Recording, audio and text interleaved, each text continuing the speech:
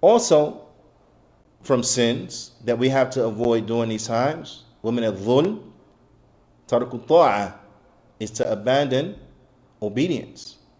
Then this is from what? From sin. To abandon obedience is sinful.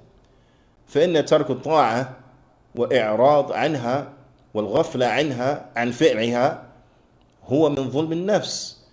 Because turning away from doing righteousness, leaving off in the abandonment of doing righteousness, turning away from doing righteousness, and falling into a state of mindfulness,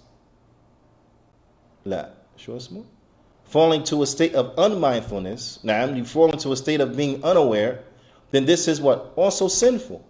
So to leave off sin, to leave off righteousness, to turn away from righteousness, and to be unmindful as relates to doing righteousness, all of this is a person oppressing themselves, hurting themselves, harming themselves, transgressing against themselves. Now, because as the Shaykh mentions, he says, وَكَمْ مِنْ إِمْرِئٍ يَتَمَنَّ يَوْمُ الْقِيَامَةِ أَنْ لَوْ عَادَ لِهَذِهِ الدُّنْيَا فَعَاشَ لَحْظَةً أَوْ لَحَظَاتٍ.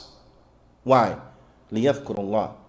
He said, because how many people on the day of judgment, how many individuals on the day of judgment will wish that they can come back to this dunya for a moment or for moments just so they can remember Allah Azza wa Jal. Now, so if you are falling into a state of unmindfulness, you fall into a state of unawareness, a state of neglect, right? And you're not benefiting yourself. You're not doing righteousness, but you left off the righteousness that you have been obligated to do, or you have left off the righteousness that you have been recommended to do. You left off that righteousness. How many individuals will want to come back to this dunya? Yawmul Qiyamah, they'll want to return back to this dunya so that they can make dhikr, of Allah subhanahu wa ta'ala, remember Allah subhanahu wa ta'ala, وَيَسْتَغْفِرُ, and to ask for Allah ta'ala's forgiveness subhanahu wa ta'ala, to ask that Allah ta'ala forgive them. Why?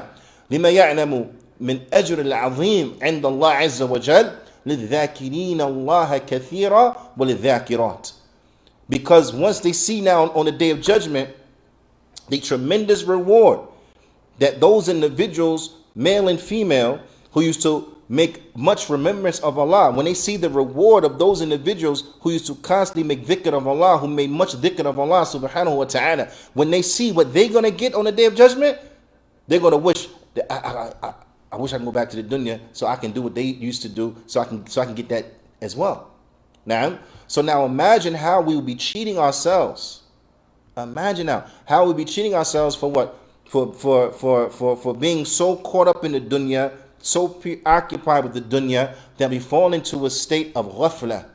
We fall into a state of unawareness, of unmindfulness as it relates to the remembrance of Allah subhanahu wa ta'ala.